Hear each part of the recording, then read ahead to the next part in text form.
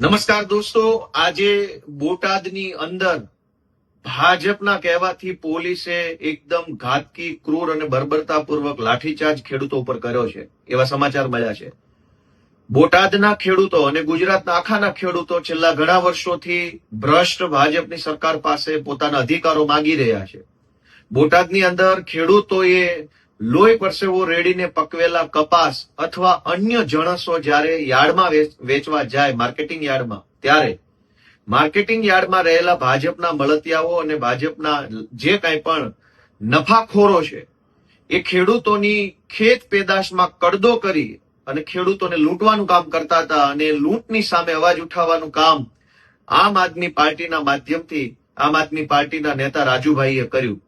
રાજુભાઈ છેલ્લા 3 દિવસથી શાંતિપૂર્વક રીતે એકદમ ગાંધી ચિંધ્યા માર્ગે ખેડૂતો વતી લડી રહ્યા હતા, પણ શાંતિપૂર્વક રીતે લડાઈ ચાલતી હતી એને ડિસ્ટર્બ કરવાનું